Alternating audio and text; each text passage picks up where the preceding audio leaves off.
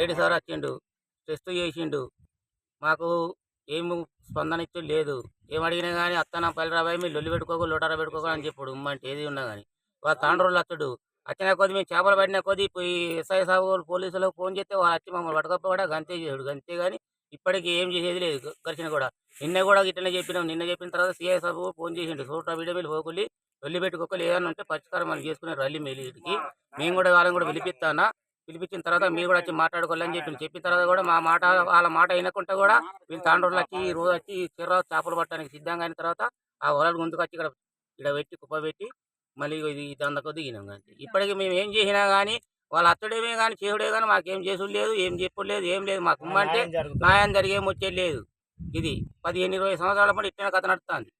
దానికి ఏం చేసేది లేదు, ఏం లేదు, ఏం లేదు. ఇలా కావాల్సుకొని లొల్లికి దిగితే వాళ్ళు వచ్చినా మేము రాకూడదు రాలేదు. ఇప్పుడు వచ్చిన తర్వాత ఎస్ఐ సార్ చెప్పిన తర్వాత సిఐ చెప్పినాక బిడ్డ మీరు మేము వచ్చినాక ఓకొల్లి వాళ్ళు వచ్చినాక చిర దిగినా కానీ మేము పరిష్కారం మేము చెప్తాం, మీరు ఓకురా బిడ్డ అంటే వాళ్ళ మాటని ఇప్పటిదాకా కూడా వాళ్ళు మేము ఏమలేదు. వాళ్ళు వచ్చిన తర్వాత మొత్తం వాళ్ళని గుంజుకొని అక్కడ కుప్ప పెట్టాం. దానికి ఏం పరిష్కారం చేస్తారో మరి ఏం కథ ఏం కరకం ఇంతవరకు ఏం స్పందన ఏం చేయలేదు. తెనుగోళ్ళు మేము అందరం కలిసి 2 కుటుంబాలు కలిసి ఇక్కడికి పోరాటం చేస్తాను. దీని మీద ఆధారం మాకేమీ లేదు. వాళ్ళ చెరువు కూడా దగ్గరనే, వాళ్ళ చెరువు దగ్గర ఉన్నా కానీ మేము వాళ్ళ చెరువుకు పాసిస్తూనే పోతలేము, వాళ్ళకి అంత పడతలేము చేపలు కూడా.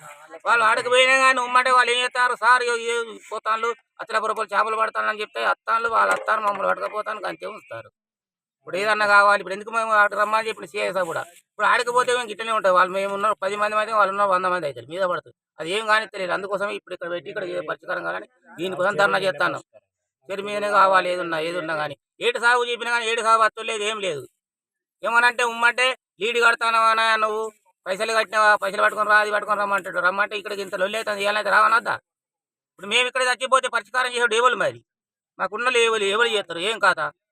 అందుకోసం ఇప్పుడు ఏదైనా కావాలనుకో ఇక్కడికి వచ్చి అందరం వచ్చి ఇక్కడ కూర్చొని ఇది ధర్నా చేస్తాను. ధర్నా కూర్చున్నాం.